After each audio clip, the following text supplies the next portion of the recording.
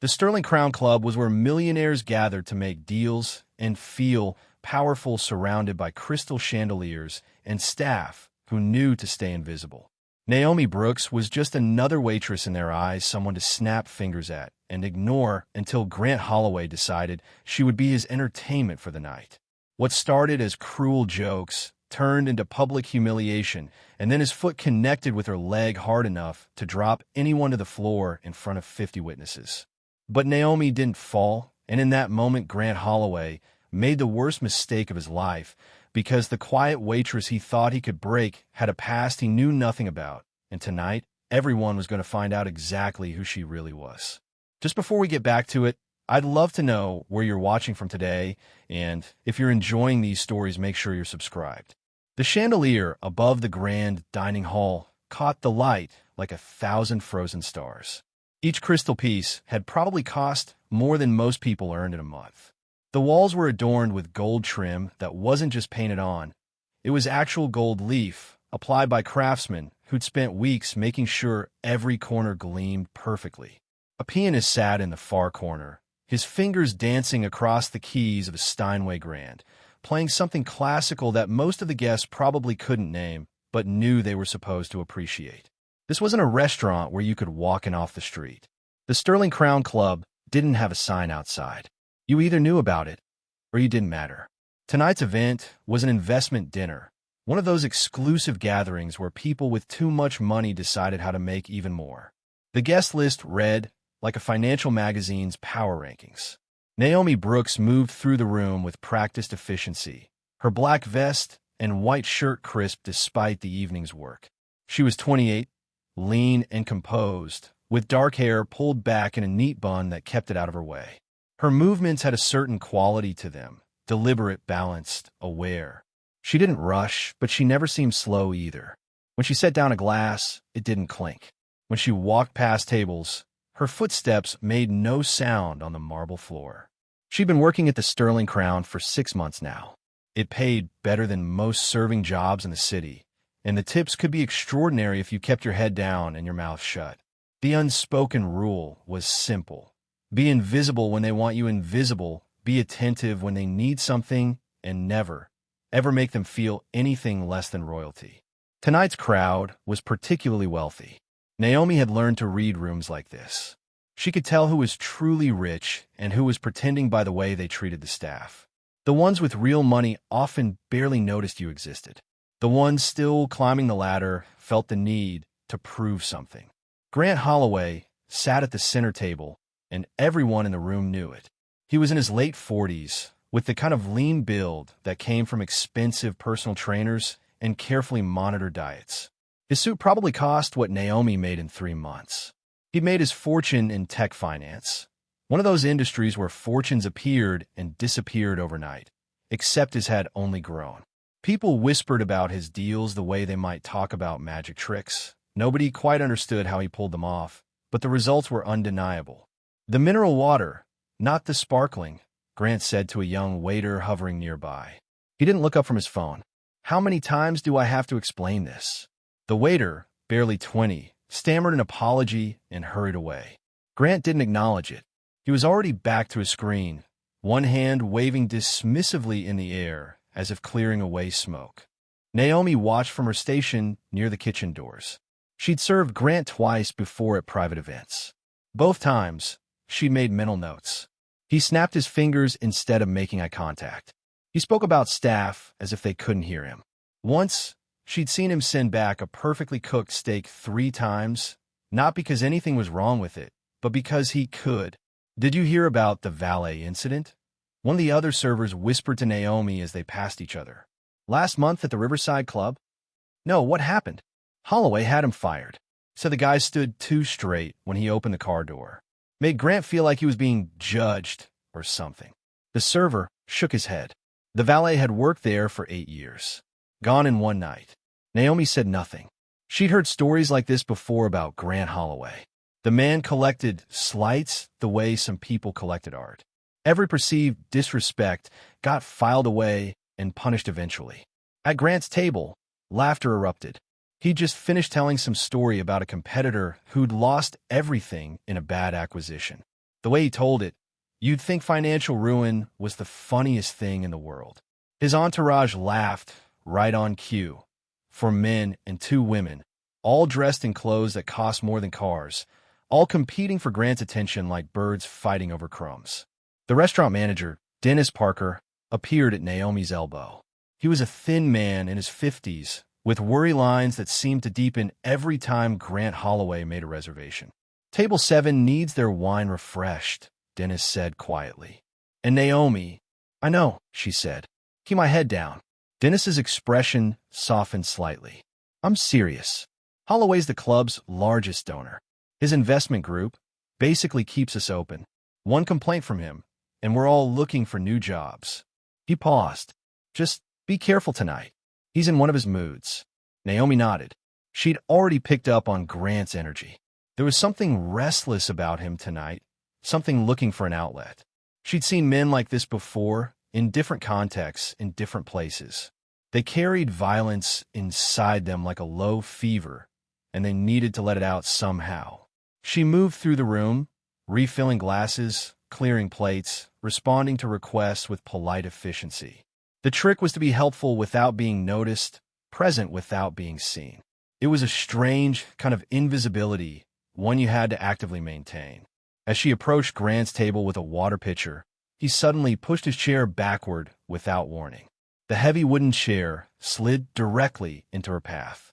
Naomi stopped just in time, the pitcher steady in her hands despite the abrupt obstacle.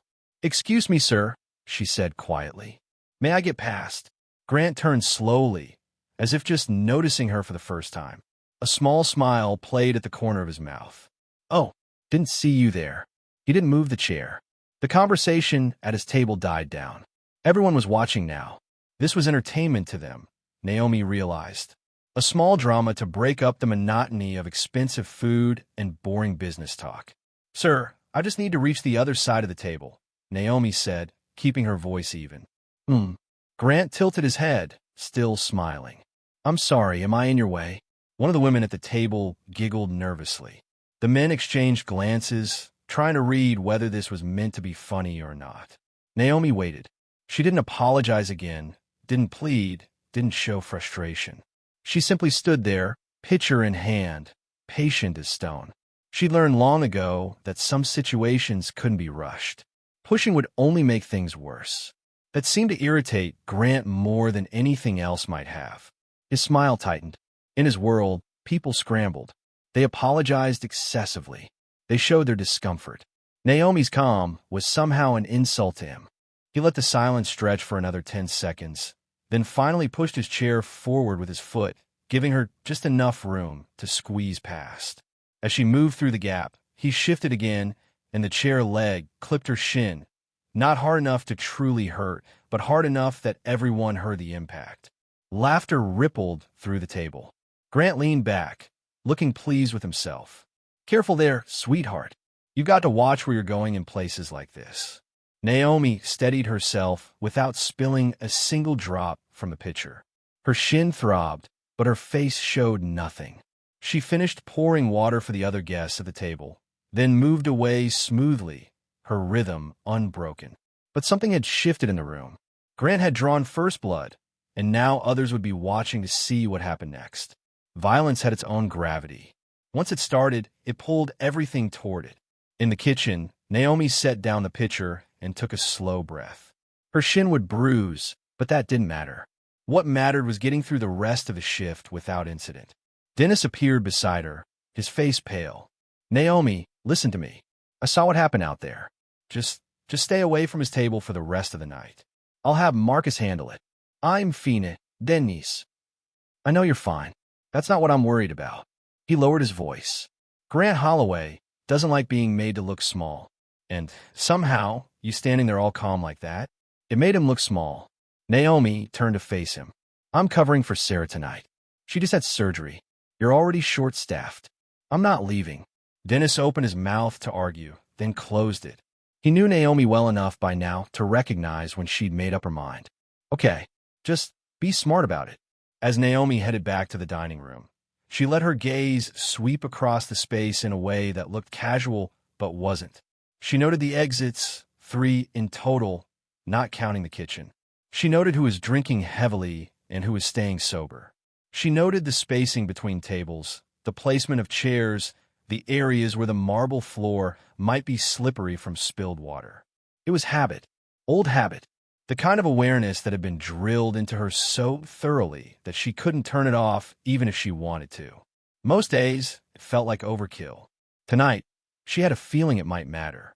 The pianist had shifted to something lighter, a melody that was probably supposed to make the wealthy diners feel cultured and refined. Naomi moved through her section, clearing appetizer plates and preparing for the main course. Grant's table had grown louder as the wine flowed more freely. Their laughter had taken on that sharp edge that alcohol brings. Everything funnier than it should be, everything permission to cross lines. She was near the bar when she heard Grant's voice rise above the others. "Hey, you, ballet class." Naomi didn't need to turn around to know he was talking to her. The room seemed to hold its breath. Even the piano faltered for a moment before continuing. She turned, keeping her expression neutral. "Yes, sir." Grant was grinning now, emboldened by an audience that would laugh at anything he said. "I said careful earlier, didn't I? This isn't ballet class. You've got to have some grace in a place like this." He gestured broadly at the opulent room. "Can't have people stumbling around like it's a fast food joint." More laughter, sharper this time. A few people at neighboring tables had turned to watch.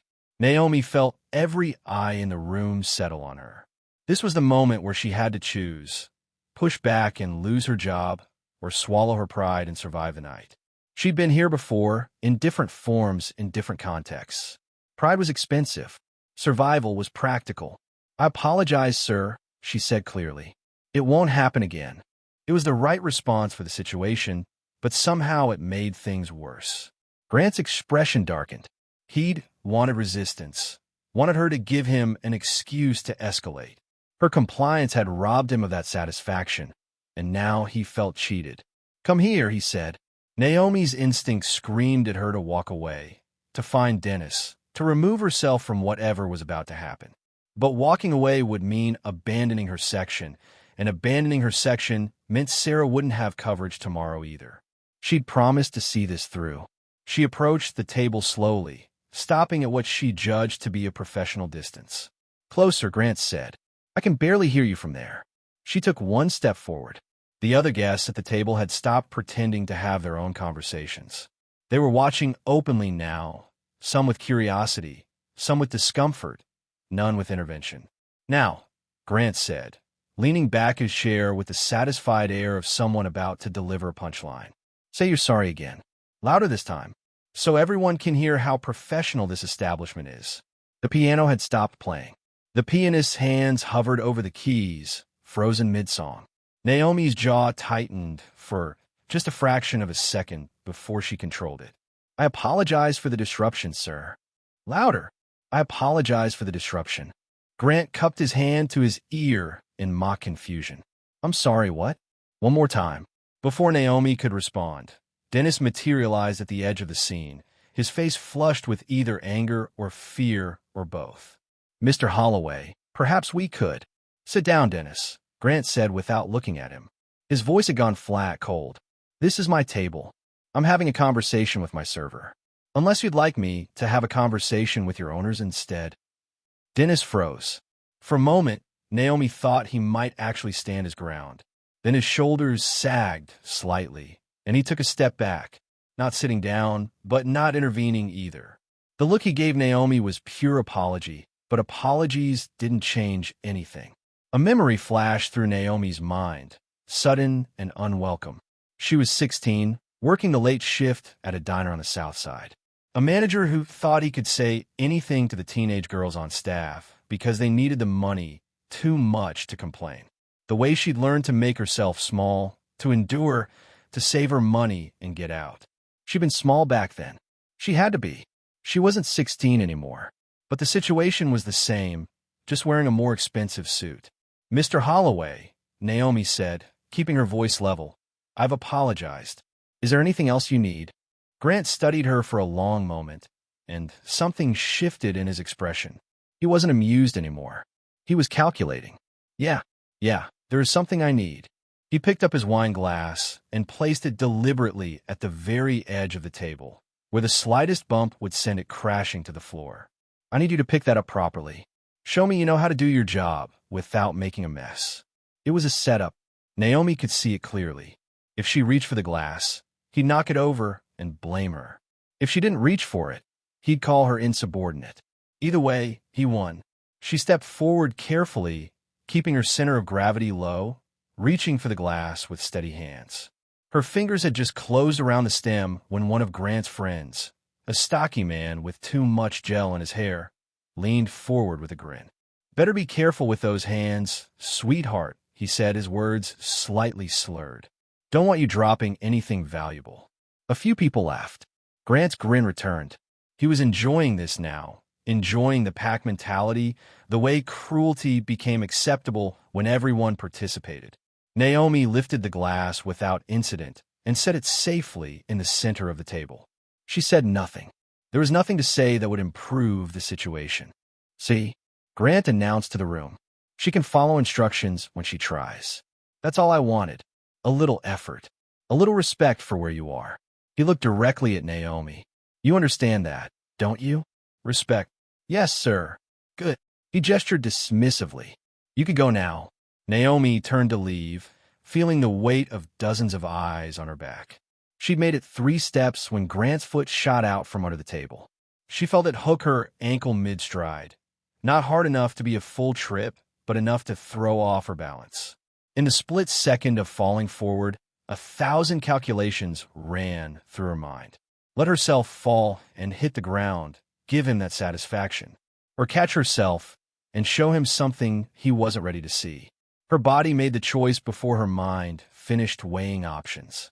Her weight shifted, her free leg swung forward to catch her momentum, and her arms came out not in panic, but in control. She caught herself smoothly, absorbing the forward motion and redirecting it into a single step that brought her back to center. She didn't fall. She didn't even stumble. The room gasped. It was small, quick, but unmistakable. Naomi straightened slowly, turned, and looked at Grant Holloway directly. Not with anger, not with fear, with focus, with the kind of attention you gave to something dangerous that needed watching. For just a moment, Grant's confident expression flickered. Something in her eyes, or her posture, or the way she'd recovered with such complete control, something registered as wrong, as other. Then his ego reasserted itself, and he laughed.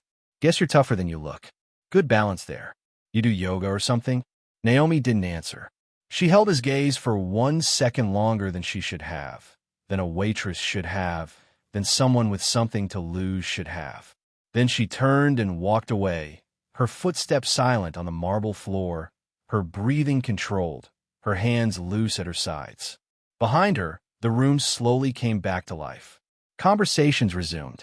The pianist returned to his keys. Somewhere, someone ordered dessert. But Grant Holloway sat very still, watching Naomi's retreating form with new interest, with something that might have been curiosity or might have been the first seed of doubt. At the kitchen door, Dennis grabbed Naomi's arm gently. "Please," he whispered urgently, "just go home. I'll tell them you got sick. I'll cover the shift myself if I have to." Naomi looked at him, saw the genuine concern in his eyes, and felt a brief flash of guilt for what she was about to do.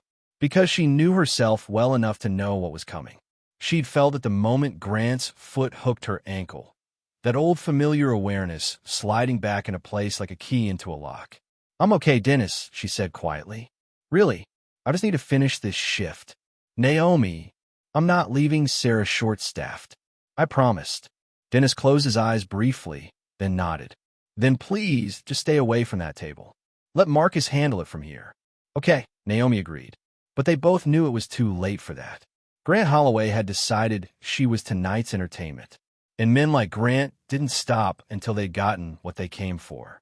The only question now was what he thought he'd come for, and what he'd actually find.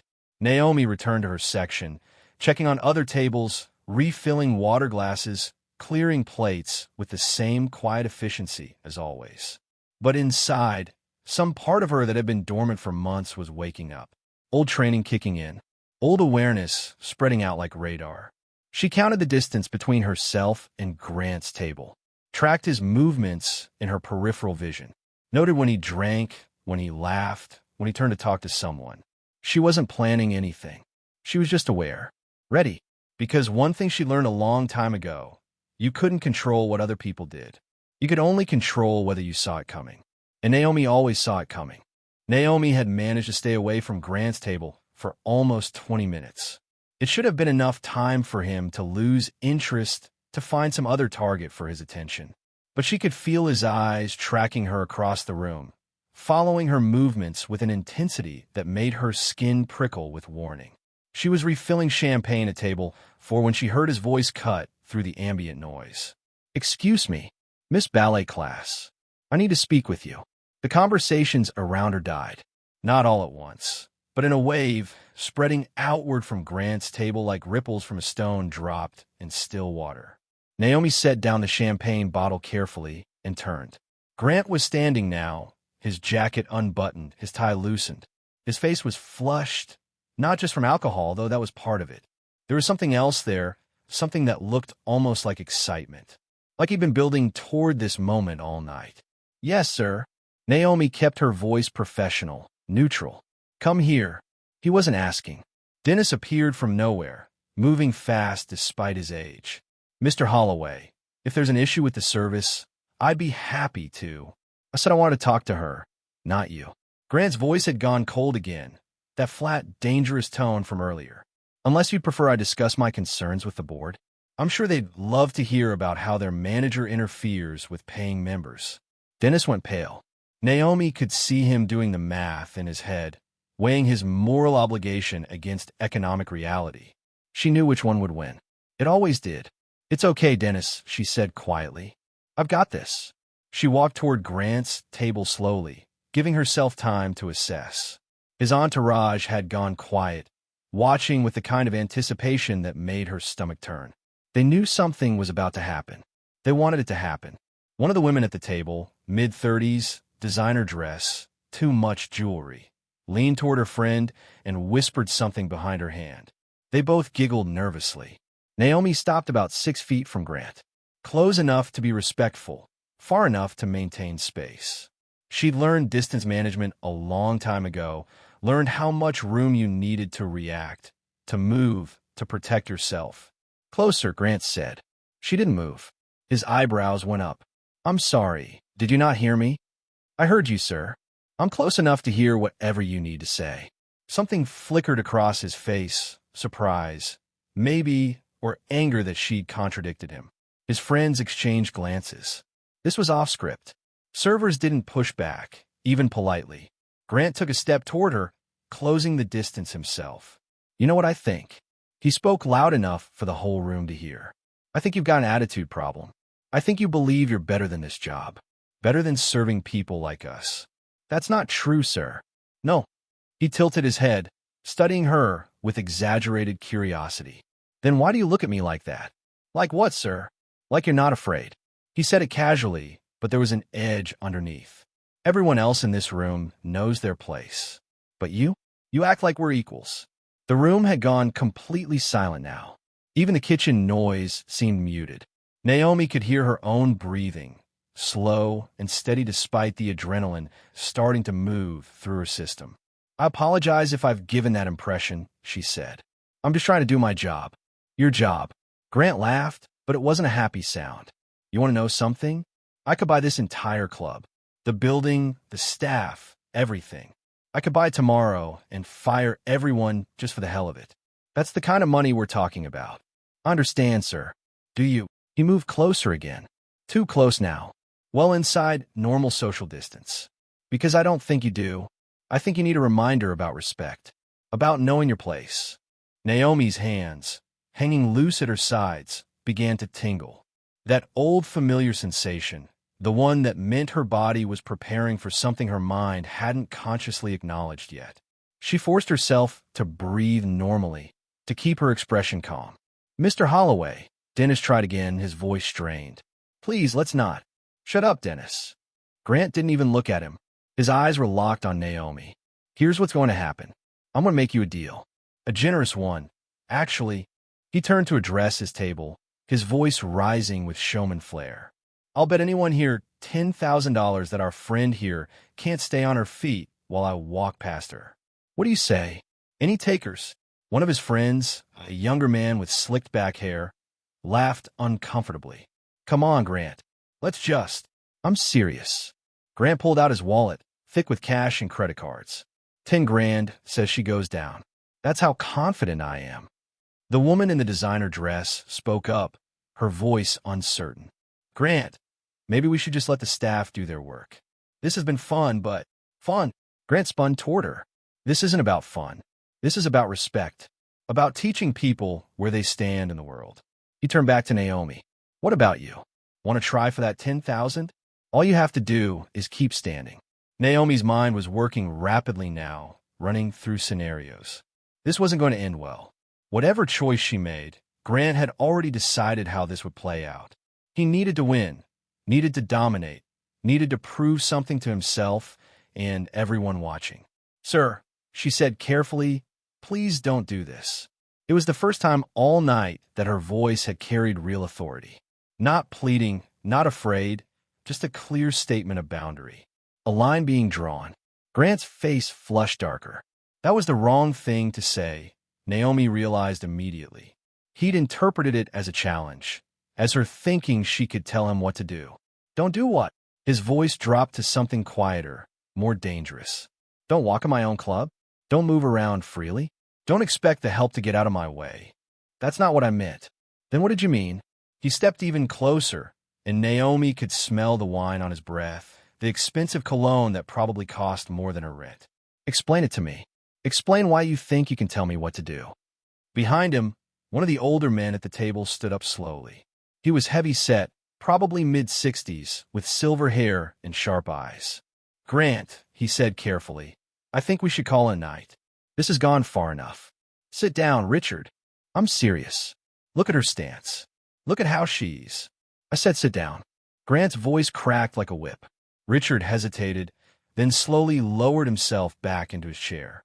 But his eyes stayed on Naomi, and there was something in his expression that looked almost like recognition. Or maybe warning. Grant turned his attention fully back to Naomi. Last chance. Move out of my way or don't. But I'm walking past you either way. Naomi said nothing. There was nothing to say. She could move and let him have his victory, given the submission he was demanding. Or she could stand her ground and accept whatever came next. She thought about Sarah, recovering from surgery, depending on tomorrow's shift coverage. She thought about Dennis, who would lose his job if this went wrong. She thought about all the times in her life when she'd chosen to be small, to endure, to survive. She thought about how tired she was of choosing that. Sir, she said quietly one last time, please sit down. Grant's expression twisted into something ugly. You think you're tough? You think standing there makes you brave? He shifted his weight, and Naomi saw it coming a full second before it happened. Saw the way his shoulder dropped slightly, the way his hip rotated, the way his weight transferred to his back leg. He was going to kick. Not professionally, not with any real technique, just the violent lashing out of someone used to getting what he wanted. His foot came up fast, aimed at her thigh, meant to buckle her leg and send her down hard in front of everyone. Tom seemed to slow. Naomi's body made a dozen micro-adjustments without conscious thought. Her weight shifted backward and to the side, just enough. Her leg tensed, absorbing the impact rather than resisting it. Her core engaged, keeping her upright. The kick connected. The sound echoed through the silent room. A dull thud of shoe against muscle. Naomi didn't fall. She rocked back slightly, her balance wavering for just a fraction of a second. Then she steadied, her feet planted firmly on the marble floor, her expression unchanged. The room erupted in gasps. Someone dropped a glass, and it shattered on the floor with a crash that made several people jump. Grant stood frozen, his legs still extended, his face a picture of confusion. That should have worked. She should be on the ground right now, humiliated and hurt. But she was standing, looking at him with those same calm, focused eyes. What? He started to say. Naomi cut him off, her voice quiet but carrying through the silent room. "You should sit down. Now." Grant's legs slowly lowered to the ground. He stood there, staring at Naomi like she'd just materialized out of thin air. Around them, the room held its breath. Even the kitchen had gone silent. Through the far windows, city lights twinkled in the darkness, oblivious to what was happening inside. Did you just threaten me?" Grant's voice came out higher than normal, strained. He was trying to inject authority back into it, trying to regain control of the situation. Naomi didn't respond. She simply adjusted her stance slightly, her feet shoulder-width apart, her weight evenly distributed. To most people in the room, it probably looked like nothing. But Richard, the older man who'd stood up earlier, made a small sound in the back of his throat. "Grant," Richard said urgently. "Sit down. Right now. Don't tell me what to. I'm serious." Richard's voice had gone hard. "Look at her. Really look." Grant laughed, but it sounded wrong. Forced. "What? You think I'm scared of a waitress? Because she didn't fall down when I barely touched her?" "You didn't barely touch her," one of the women at the table said quietly. "You kicked her. Hard. Oh, come on. It was a joke. Everyone saw it was a joke." Grant looked around his entourage, seeking support. Some of them nodded uncertainly. Others wouldn't meet his eyes. The stocky man with too much gel in his hair pulled out his phone, staring at the screen. "Dude, this is already online. Someone was filming." Grant's face went pale. "What? Instagram? TikTok? It's spreading." The man turned his phone around to show Grant. The caption says, "Billionaire assaults black waitress at private club." It's at like 5,000 views already. "Delete it. Call someone." "I don't care. Get taken down." "I can't. It's not my video. Someone else posted it." Dennis had moved closer, his phone already out and calling someone. Security, probably. Or the police. Or both. His hand was shaking so badly he nearly dropped it. Grant spun back to Naomi, and now there was something new in his expression. Not just anger anymore, but something close to panic. "You planned this. This is some kind of setup." "No, sir. Don't lie to me. You've been waiting for this all night. Waiting for me to give you an excuse to what? To sue me? To get your 15 minutes of fame." Naomi's expression didn't change. "I've been trying to do my job. You're the one who decided to make it personal." "Make it." Grant's voice rose to nearly a shout. "I barely touched you, and you're standing here fine, acting like I assaulted you or something." "You kicked me in front of 50 witnesses," Naomi said calmly. "Whatever you think that was, it happened. Everyone saw it." At table 4, an older woman in pearls had her phone out recording. When Grant's eyes landed on her, she didn't lower it, just kept filming, her expression grim and determined. "Stop recording," Grant shouted at her. "You don't have permission to." "This is a private club," the woman said coolly. "And I'm a member. I can record whatever I want." Grant's friends were standing now, one by one, gathering their things. The night had gone from entertainment to liability. Nobody wanted to be associated with what was happening. "Where are you going?" Grant demanded. "We're in the middle of." "I think we should leave," the woman in the designer dress said. She wouldn't look at him directly. "This has gotten out of hand, Grant. You need to handle this yourself." "Handle what?" "There's nothing to handle. She's fine. Look at her. She's completely fine." And that was what finally seemed to register with some of the watching guests.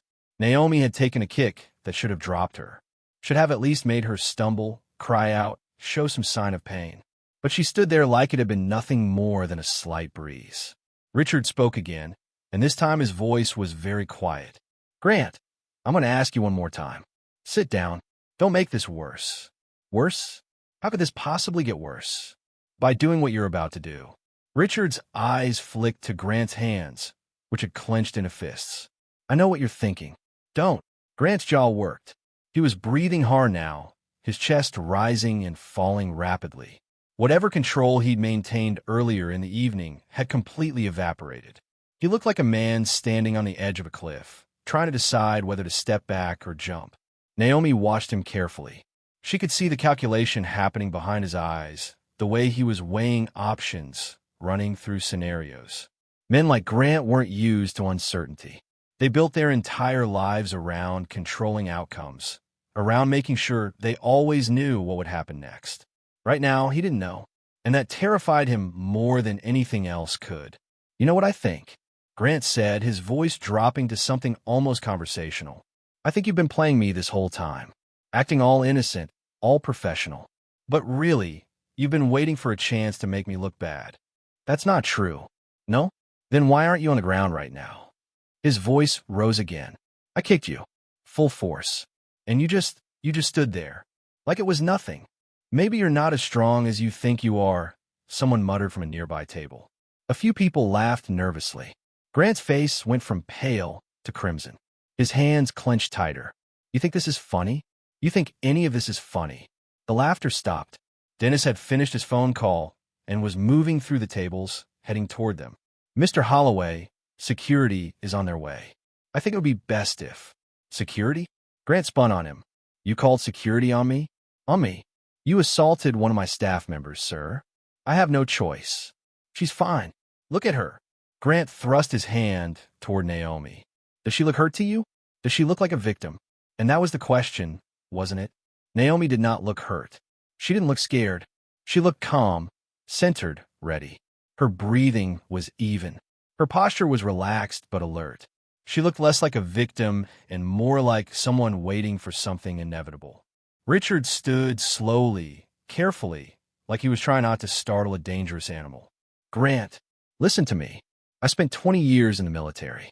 I've trained with people who move the way she's moving. Whatever you're thinking about doing, don't. I'm not afraid of a waitress. You should be." Richard's voice was flat. "Look at her stance. Look at how she's balanced. Look at how she's watching you. That's not normal. That's training." "Training?" Grant laughed again, that same forced sound. "What? You think she's some kind of secret agent or something?" Jesus, Richard, lay off the thriller novels. But something in Richard's words had penetrated. Grant looked at Naomi again, really looked this time, and something in his expression shifted. Uncertainty crept in at the edges. Naomi could see the moment he decided to test Richard's warning. Could see it in the way his weight shifted, in the way his shoulders tensed. He was going to lunge at her. Not to hurt her, or maybe he did want to hurt her, she couldn't tell, but to reassert dominance, to prove he was still in control. "Sir," she said quietly. "Don't." But he was already moving. Grant came at her in a rush. No technique, just forward momentum and rage. He wasn't trying to punch her or kick her again. He was trying to grab her, maybe push her, maybe just invade her space enough to make her back down. Naomi's body responded before her mind finished processing the threat. Years of training, thousands of hours of repetition, muscle memory etched so deep it was involuntary. She shifted, not dramatically, not obviously, just a slight rotation of her hips, a small step to the side. Her hand came up, not in a fist, just open, guiding. It touched Grant's wrist as he reached for her, just a brush of contact, but it was enough to redirect his momentum. Grant stumbled past her, off balance, confused by how she was suddenly not where he'd expected her to be. He tried to correct, tried to turn, but his own forward motion worked against him. Naomi's other hand touched his shoulder. Again, barely any force. Just guidance, just a subtle push in the direction he was already going. Grant's feet tangled. His weight shifted too far forward. The marble floor, polished to a mirror shine, offered no traction. He went down hard. The sound of his body hitting the floor echoed through the silent room like a gunshot. Grant lay there for a moment, stunned, the wind knocked out of him. When he tried to breathe, it came out as a wheeze. The room exploded into chaos. People shouted. Chairs scraped. Someone screamed. Phones came out, recording from every angle. Dennis was running toward them. Richard was on his feet, hands up like he could somehow calm the situation down. But Naomi simply knelt beside Grant, calm and controlled. She didn't threaten him, didn't crow victory. Her voice was quiet, meant only for him. "Don't move. You're hurt." Grant stared up at her, and for the first time all night, there was no arrogance in his expression. No smirk, no entitlement, no assumption of superiority. Just shock and confusion and the first seeds of genuine fear. What are you?" he gasped. Naomi didn't answer. She simply stayed there, kneeling beside him, one hand hovering near his shoulder in case he tried to get up. Around them, the chaos continued to build. But in that small space between them, there was only silence. Grant tried to push himself up and immediately cried out in pain. His right wrist wouldn't support his weight. Something was wrong with it. Sprained, maybe, or broken from how he'd tried to catch himself. "I told you not to move," Naomi said. She stood then, slowly, and looked around the room. 50 faces stared back at her. Some horrified, some fascinated, some already crafting the stories they'd tell about this night. Dennis reached them, breathing hard. "Naomi, are you?" "I'm Phoenix." She looked down at Grant, still on the floor, still wheezing. "Someone should call an ambulance. And security. And the police." "Already done," Dennis said. "They're on their way." Grant managed to roll onto his side, glaring up at Naomi with an expression twisted by pain and humiliation. You attacked me. Everyone saw it.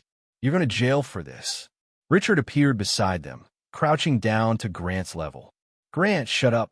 Seriously, just shut up right now. She assaulted me." "No," Richard said tiredly. "You assaulted her. Twice. In front of 50 witnesses and at least a dozen cameras. She defended herself. That's not assault. That's self-defense. I barely touched her, and she barely touched you. But somehow, you're the one on the floor." Richard stood, shaking his head. "I tried to warn you, Grant. I really did." In the distance, sirens began to wail. Getting closer. Naomi took a step back, giving Grant space, giving the arriving authorities room to work. Her heart was hammering now, adrenaline finally catching up with action. Her hands wanted to shake, but she kept them steady through sheer force of will. She'd crossed a line tonight, maybe several lines. There would be consequences, questions, investigations. But as she looked down at Grant Holloway, billionaire and bully, lying on the floor of his private club, unable to comprehend how the world had suddenly stopped obeying his rules, she found that she didn't regret it. Not even a little bit. Grant's eyes met hers one more time, and she saw him register something that made his face drain of what little color it had left. Whatever he'd expected when he decided to torment a waitress tonight, he'd found something else entirely. And now everyone knew it. The sirens grew louder, their wailing cutting through the stunned silence of the Sterling Crown Club's dining hall. Grant remained on the floor, propped on his good elbow, his injured wrist cradled against his chest. The look on his face had shifted from shock to something darker, calculation mixed with growing panic. Naomi stood several feet away, her breathing finally starting to even out. The adrenaline was still there, humming through her veins like electricity, but her exterior remained calm. She'd learned a long time ago how to separate what she felt from what she showed. It was survival. It was strategy. Dennis hovered nearby, his face pale and sweaty. He kept looking between Naomi and Grant, then toward the entrance where security would soon appear. His career was probably flashing before his eyes, years of careful management about to be destroyed in one night. "Naomi," he said quietly, "maybe you should wait in the office. When the police get here." "I'm not hiding," she said, her voice steady. "I didn't do anything wrong. I know that. I know. But she attacked me." Grant's voice cracked as he shouted. "Everyone saw it. She put her hands on me without provocation." Richard, still standing nearby, let out a long sigh. "Grant, for the love of God, stop talking. You're making it worse." "Worse? How could it possibly be worse? She assaulted me in front of everyone." "You kicked her first," the woman in pearls called out from table 4, her phone still recording. "I have the whole thing on video. You kicked her, then you lunged at her. She barely touched you. She's trained." Grant's voice rose higher, edging toward hysteria. "Can't you see that? She knew exactly what she was doing. This was planned." "Trained in what?" someone asked. Grant opened his mouth, then closed it. He didn't have an answer. He just knew that normal people didn't move the way Naomi had moved. Normal people didn't stay standing after being kicked. Normal people didn't redirect a charging man with just 2 gentle touches. The dining room doors burst open, and 4 security guards rushed in, followed closely by 2 police officers. The guards were club personnel, professional, well-dressed, clearly uncomfortable with the scene before them. The officers were city cops, younger than Naomi expected, looking around at the opulent surroundings with barely concealed surprise. "Someone called about an assault?" The first officer said, a woman with sharp eyes and her hand resting casually near her belt. Everyone started talking at once. Grant shouting about being attacked. Dennis trying to explain. Multiple guests offering their versions of events. The noise level rose until the second officer, a tall black man with graying temples, held up both hands. One at a time, he said firmly, "Everyone calm down." His eyes swept the room and landed on Grant, still on the floor. "Sir, are you injured?" "My wrist. She broke my wrist." "I didn't break anything," Naomi said quietly. "He fell when he tried to grab me." The female officer turned to her. "And you are?" "Naomi Brooks. I work here. I'm a server." Something flickered across the officer's face. Recognition, maybe. "Naomi Brooks? From a service." Naomi's jaw tightened almost imperceptibly. "Yes, ma'am." The officer's entire demeanor shifted. Not dramatically, but enough that her partner noticed. She looked at Naomi with new eyes, then down at Grant, then back to Naomi. "I see. What do you see?" Grant demanded. "What are you talking about?" The officer ignored him. "Ma'am, are you injured? Do you need medical attention?" "No, ma'am. I'm Fina." "She's lying," Grant said. "I barely touched her. There's no way she's not hurt if what she says actually happened." The male officer crouched beside Grant, examining his wrist without touching it. "This looks like a standard falling injury. Happens when people try to catch themselves." He glanced up at his partner. "Consistent with what the witnesses are saying." "What witnesses?" "They're all lying. They all saw her attack me." "Sir, I'm going to need you to calm down." The officer stood. "We have multiple people here saying you kicked this woman, then rushed at her, that you were the aggressor. Of course they're saying that. She probably planned this whole thing. You need to check her background, see what she really is." "A decorated combat instructor," the female officer said quietly, "who left the service with honors." She looked at Naomi. "Am I right?" Naomi said nothing. The room went silent again. Richard made a noise that sounded almost like vindication. "I knew it. I knew I recognized that stance." "Combat instructeur." The woman in the designer dress stared at Naomi. "You were in the military?" "That's not relevant right now," Naomi said. "It's extremely relevant." Grant tried to push himself up with his good hand and gasped in pain. "She's a trained fighter. This whole thing was a setup." The male officer helped Grant sit up more comfortably, but his expression was skeptical. "Sir, being trained in self-defense doesn't mean she can't defend herself when attacked. If anything, it means she showed restraint." "Restraint? Look at me. I'm injured." "Because you fell," the female officer said, "after you attacked her." Multiple witnesses confirm this. Dennis stepped forward, his hands shaking as he pulled out his phone. "Officers, I have the security footage if you need it. Multiple angles. The club has cameras throughout the dining area." Grant's face went white. "No, that's private property. You can't." "Actually, sir, if a crime has been committed, we can absolutely review security footage." The female officer turned to Dennis. "We'll need copies of everything from tonight." "Of course. Absolutely." Dennis looked relieved to have something concrete to do. One of the security guards knelt beside Grant. "Sir, the ambulance is pulling up outside. We should get you checked out properly." "I don't need an ambulance. I need her arrested." The female officer crouched down to Grant's eye level. "Sir, based on witness statements and pending review of the security footage, it appears you were the aggressor in this incident. You physically assaulted Miss Brooks, and she responded with appropriate self-defense. Now, you can press charges if you want, but I should warn you that we'll likely be pressing charges against you as well." "Charges? Against me? Do you know who I am?" "Yes, sir. You're Grant Holloway." The officer's voice was flat, professional.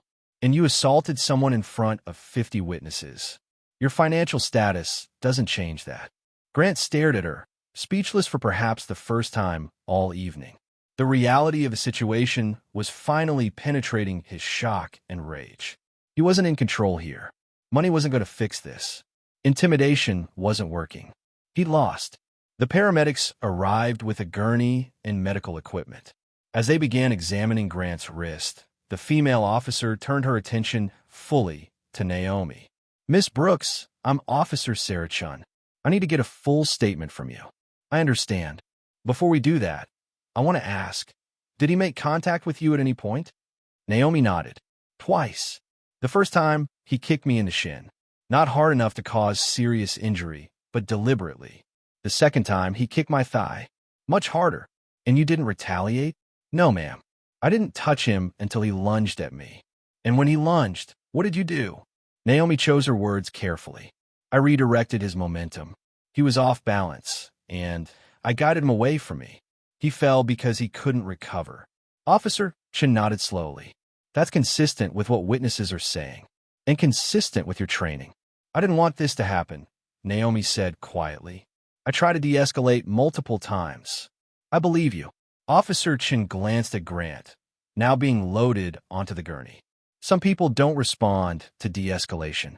The woman with the pearls approached, her phone extended. Officer, I have video of the entire incident. Would that be helpful? Very helpful, ma'am. Thank you. As Officer Chun took down the woman's information, Naomi felt the full weight of the evening finally settling on her shoulders. Her legs suddenly felt weak.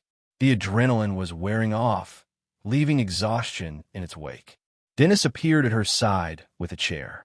Seat, please. She did grateful for it. Around her, the room was slowly coming back to life. Guests were being interviewed by the officers. The paramedics were wheeling Grant toward the exit. Security was taking statements. Richard approached, moving carefully like he was approaching something wild that might spook. Miss Brooks? May I speak with you for a moment? Naomi looked up at him. I don't think I should talk to anyone right now without. I'm not here to cause trouble, he said quickly. I just wanted to say that I tried to warn him.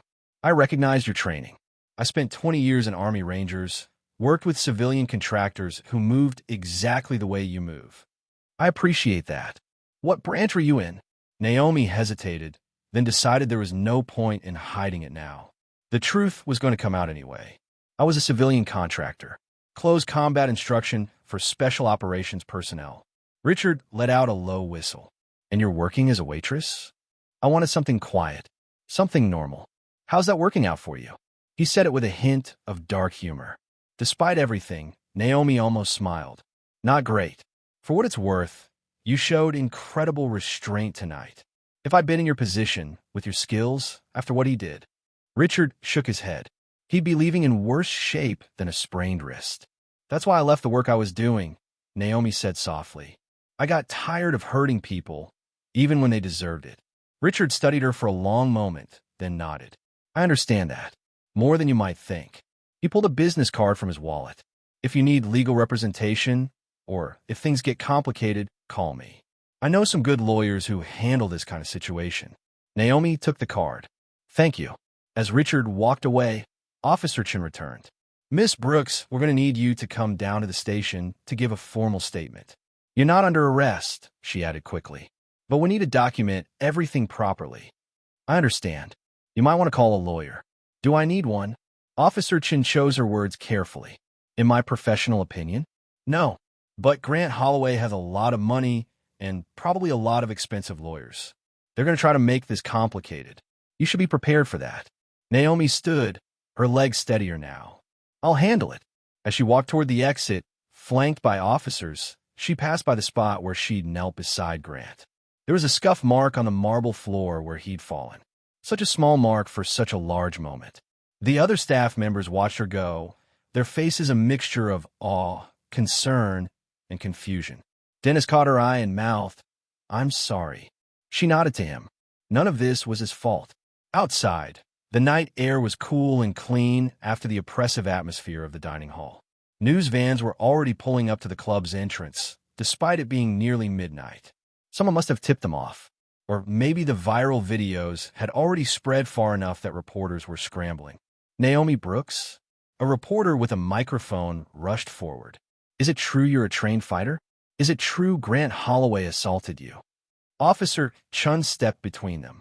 No comments. Move back, please. But more reporters were arriving, and more questions were being shouted. Naomi kept her head down, her expression neutral, as they guided her to the police car. She'd dealt with media before in other contexts. The key was to give them nothing to work with. As they drove away from the Sterling Crown Club, Naomi looked back through the rear window. The building glowed in the darkness like a palace, beautiful and untouchable. But something had changed tonight. Some illusion had been shattered. Power wasn't absolute. Money wasn't armor. And sometimes, when someone pushed too hard, they found out that the quiet person they'd been tormenting wasn't quiet because they were weak. They were quiet because they were choosing to be. The police station was exactly what Naomi expected: fluorescent lights, scuffed floors, and the smell of bad coffee mixed with industrial cleaner. Officer Chun led her to an interview room, smaller and less intimidating than interrogation rooms she'd seen in movies, with a table, 3 chairs, and a camera in the corner. "Can I get you anything? Water? Coffee?" Officer Chun asked. "Water would be good. Thank you." While Chun left to get it, Naomi sat alone with her thoughts. The adrenaline had fully worn off now, leaving a bone-deep tiredness that made her want to put her head down on the table and sleep for about 12 hours. But there was work to do first. Statements to give. Truth to tell. The door opened, and Chun returned with a bottle of water and a file folder. Her partner, Officer Marcus Hayes, followed her in. "Miss Brooks," Hayes said as they settled into chairs across from her. "Before we begin, I want to make sure you understand your rights. You're not under arrest, but anything you say can be used in court if charges are filed. You have the right to have a lawyer present. Do you understand?" "Yes." "Do you want a lawyer present?" Naomi considered this. "Not right now. If that changes, I'll let you know." Chun opened the folder, revealing a notepad and pen. "Let's start from the beginning. How long have you worked at the Sterling Crown Club?"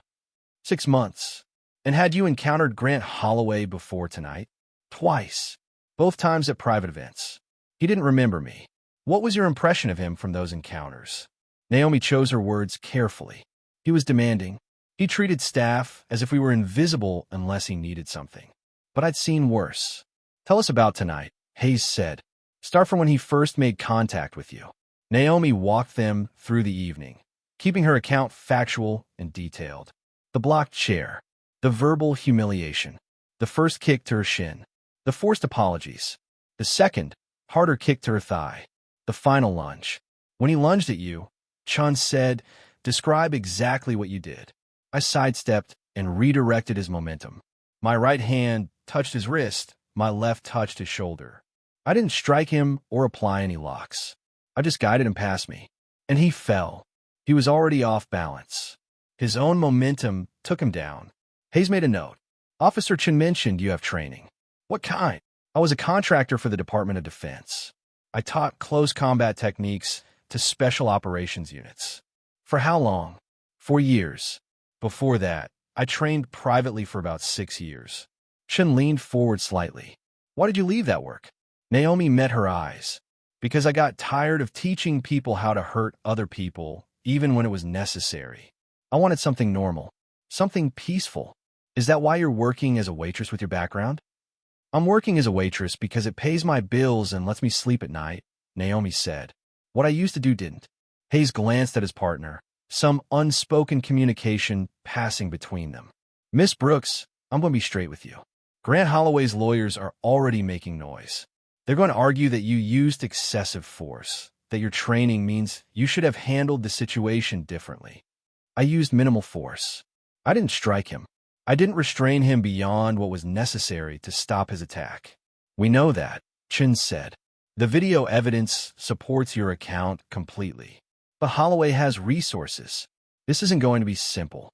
"What charges is he facing?" Naomi asked. "Assault in the 2nd degree. Possibly harassment. The district attorney will make the final call." Hayes tapped his pen against his notepad. "But there's something else you should know. This isn't Holloway's first incident."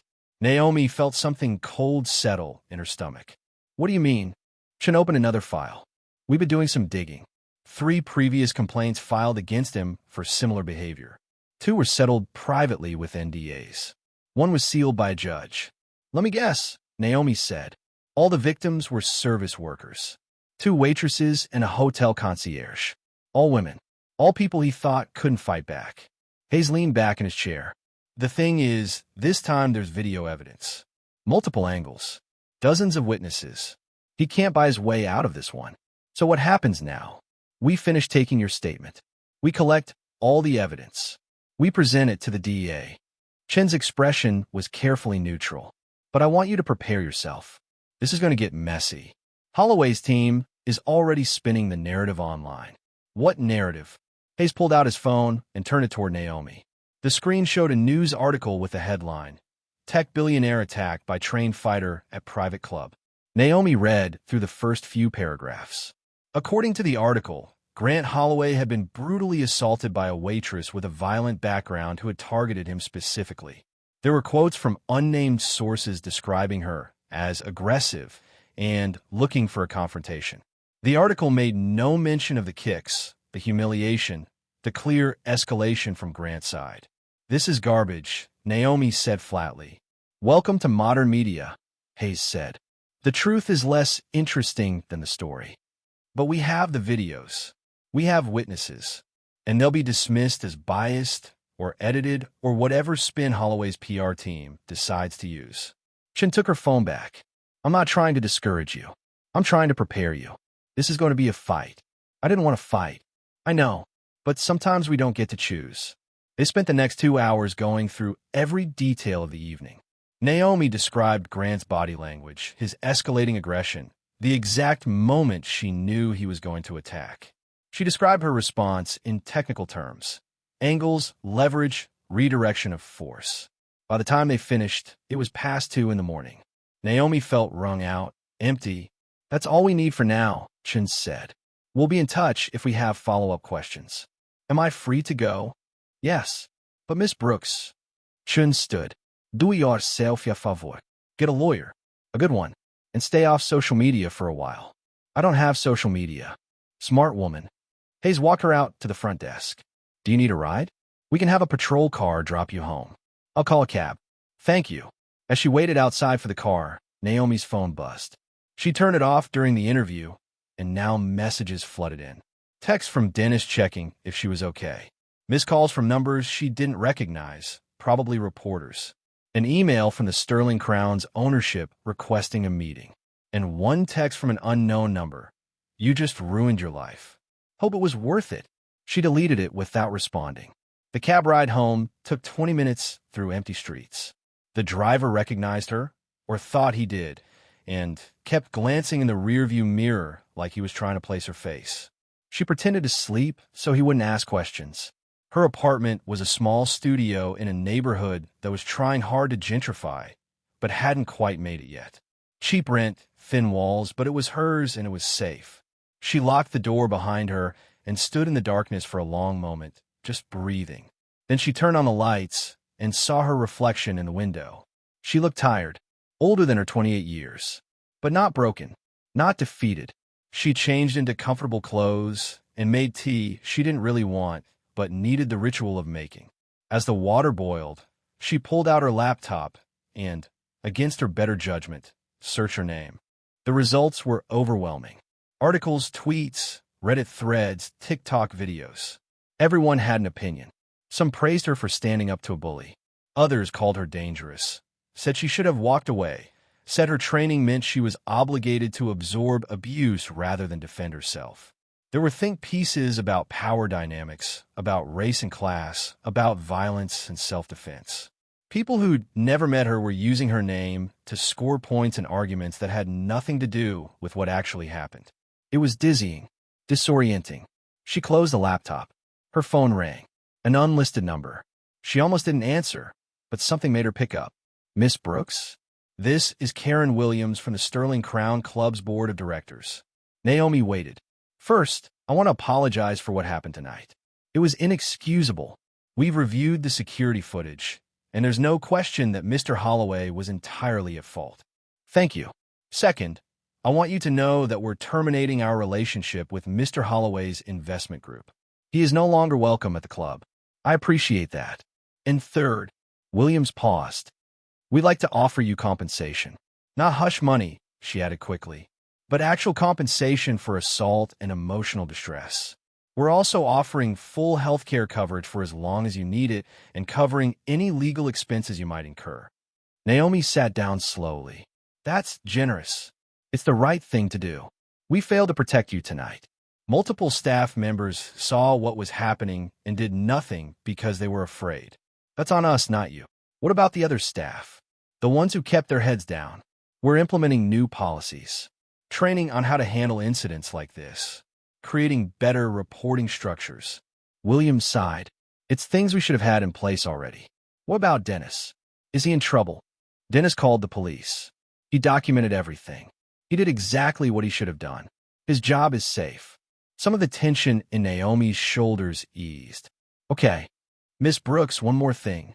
We'd understand if you don't want to come back. After tonight, after everything, we'd understand. Naomi thought about the Sterling Crown Club, the beautiful dining room, the wealthy patrons, the careful dance of service and invisibility. I'll think about it, she said. After Williams hung up, Naomi sat in her quiet apartment, drinking cooling tea, watching the city lights through her window.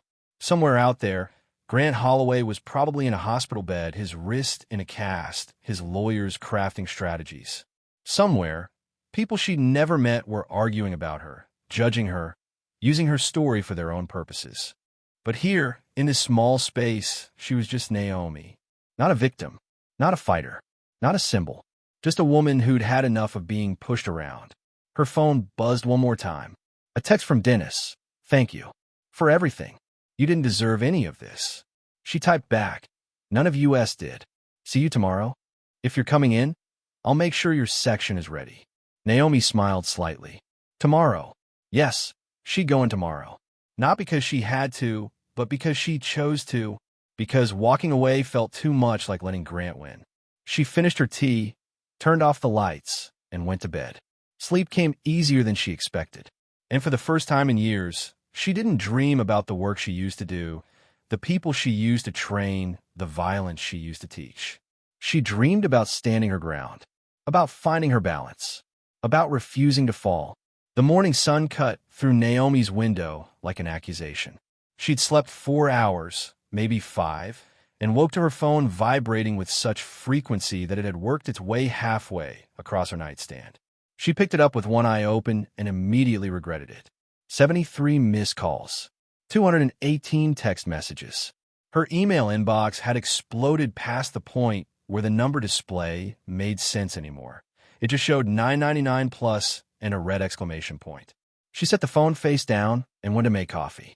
By the time she'd showered and dressed, the internet had done what the internet does best. It had taken a complicated situation and turned it into warfare.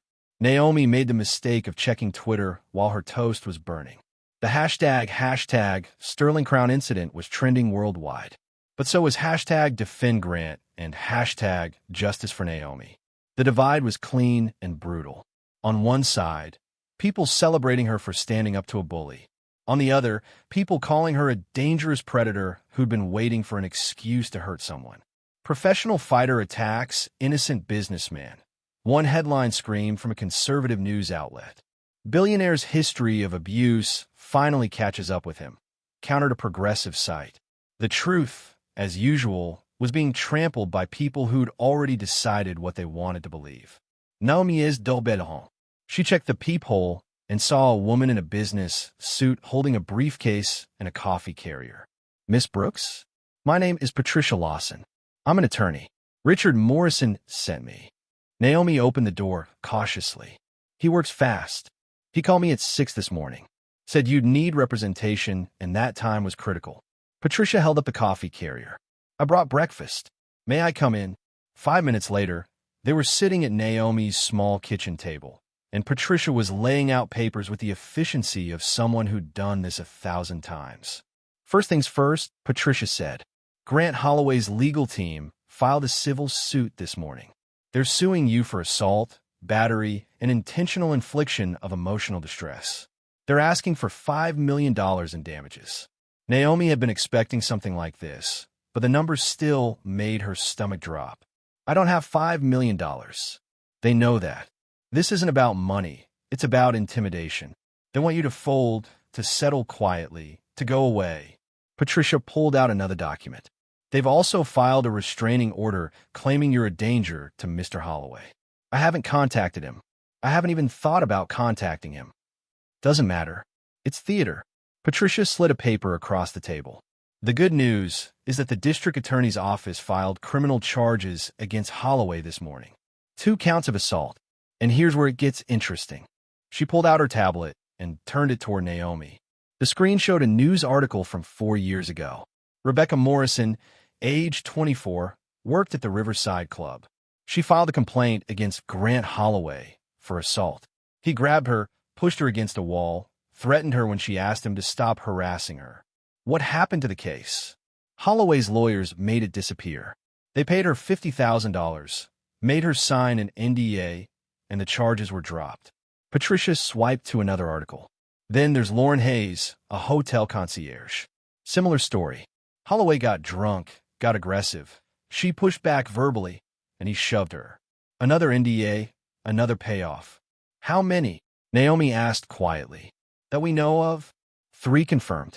But I bet there are more who never filed complaints at all. Women who just quit their jobs and tried to move on. Patricia's expression hardened. But here's the thing. Your case is different. You have video evidence. Multiple angles. 50 witnesses. And you defended yourself successfully. You're not asking for money or making demands. You're just existing, and that terrifies them. Why? Because you're proof that he's not untouchable. That his money and power have limits. That someone can stand up to him and survive. Patricia leaned forward. The other women are watching, Naomi. If you fight this and win, they might find the courage to break their NDAs. To tell their stories. To tear down everything he's built on intimidation. Naomi absorbed this slowly. I didn't ask to be anyone's symbol. No one ever does. But here we are. Patricia pulled out a pen. So the question is, what do you want to do? We can fight this in court. It'll be ugly and public and exhausting. Or we can try to settle privately. No one would blame you for taking that option. Naomi thought about Rebecca Morrison and Lauren Hayes. About the other women whose names she didn't know, who'd been paid to stay silent. About every time in her life when she'd chosen to be small, to endure because it was safer than fighting back. I want to fight, she said. Patricia smiled. It wasn't a nice smile. It was the smile of a lawyer who'd been waiting to hear those exact words. Good. Then let's destroy him. Over the next 2 weeks, the media circus reached fever pitch. Grant's PR team worked overtime, planting stories about Naomi's violent past and her aggressive nature. They dug up everything they could find. A traffic ticket from 5 years ago, a noise complaint from a neighbor, a negative Yelp review from someone claiming she'd been rude at a previous job. None of it mattered, but all of it stuck. Naomi stopped reading the news, stopped checking social media, stopped answering calls from numbers she didn't recognize. She went to work at the Sterling Crown Club, did her shifts with the same quiet efficiency as always, and went home. But the club was different now. Guests treated her with a strange mixture of respect and fear. Some asked for her autograph. Others requested different servers. The staff didn't know how to act around her.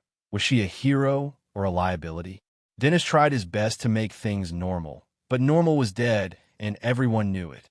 On a Tuesday evening, 3 weeks after the incident, Naomi was clearing table 6 when a woman approached her.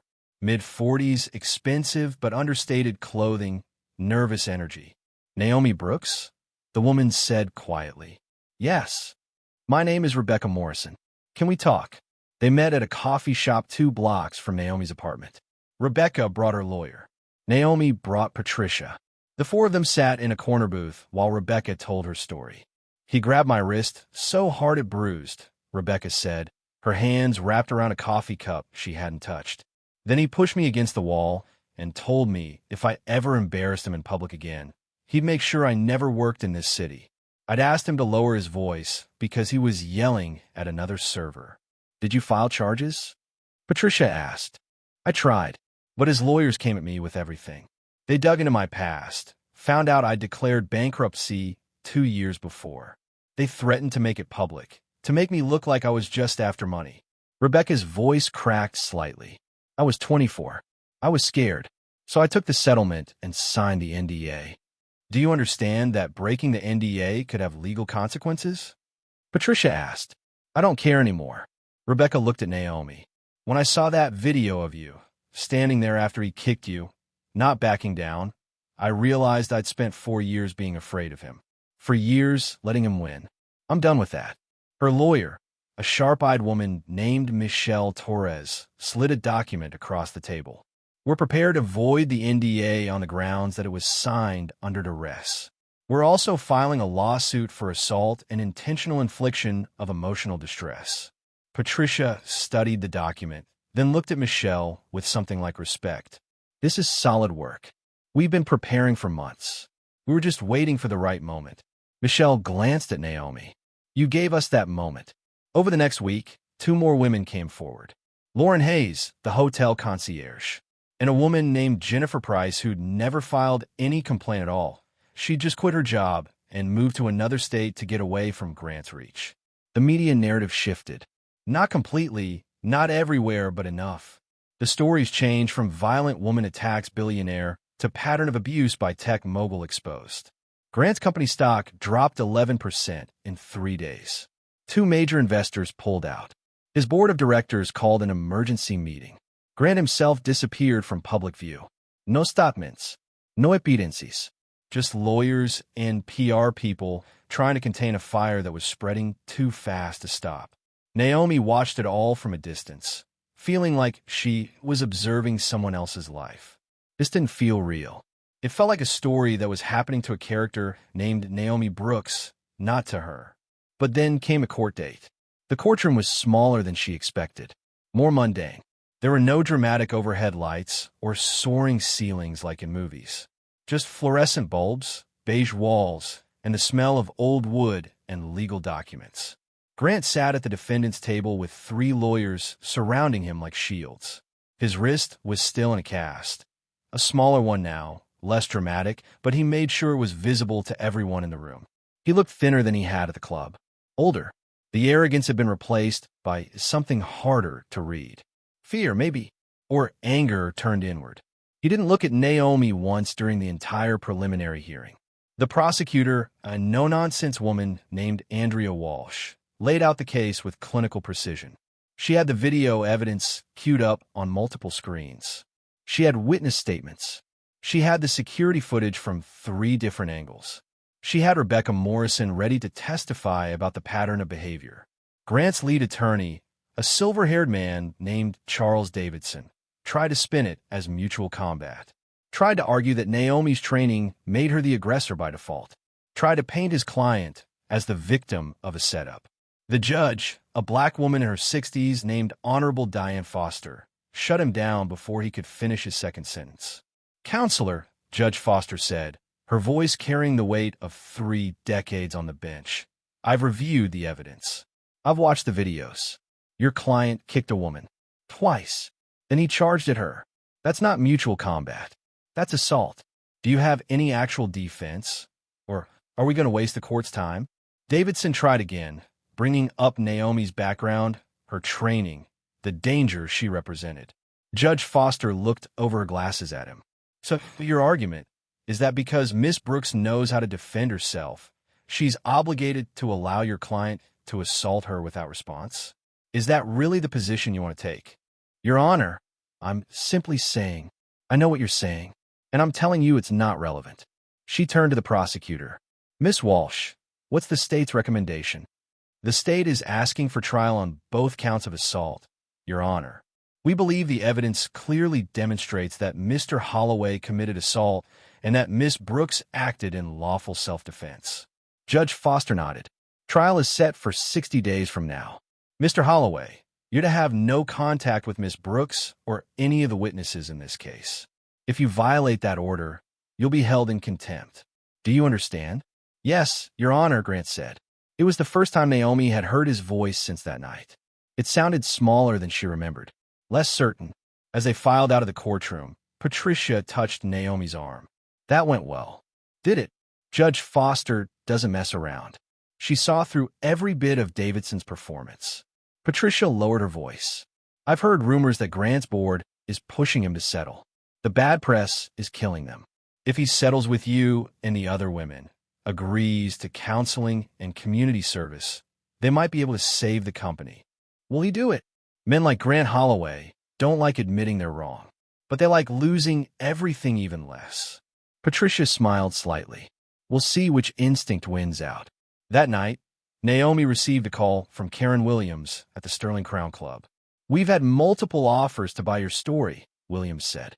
News networks, streaming services, book publishers. They're all calling us asking for your contact information. I'm not interested. I didn't think you would be.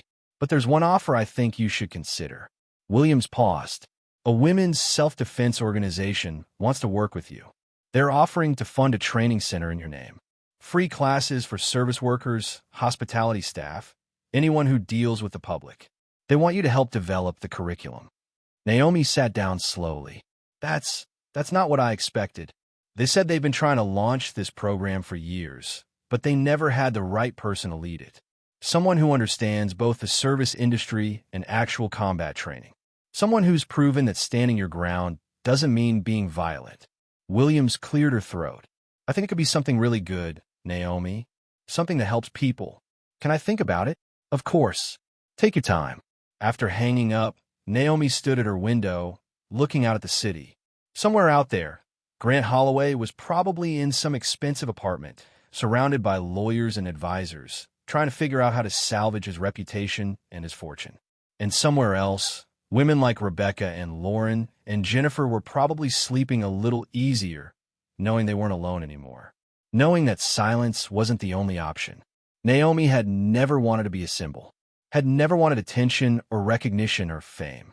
She just wanted to live quietly, work her shifts, and not hurt anyone. But sometimes life had other plans. 3 months later, the case never went to trial. Grant Holloway settled, not just with the criminal charges, though those were dropped as part of the plea agreement.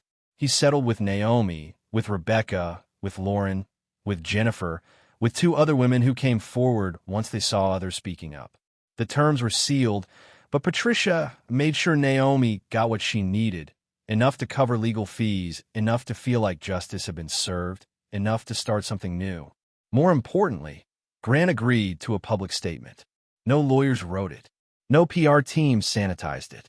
Just him, on camera, reading words that must have felt like swallowing glass. I abused my power, he said, sitting in an empty room with harsh lighting that made him look every one of his 47 years. I hurt people who couldn't fight back because I thought my money meant I could. I was wrong. I'm sorry. It wasn't eloquent. It probably wasn't even truly sincere. But it was public, and it was permanent, and it was more than any of his victims had gotten before. Naomi watched the video once, then deleted it from her phone. The training center opened 4 months after that night at the Sterling Crown Club.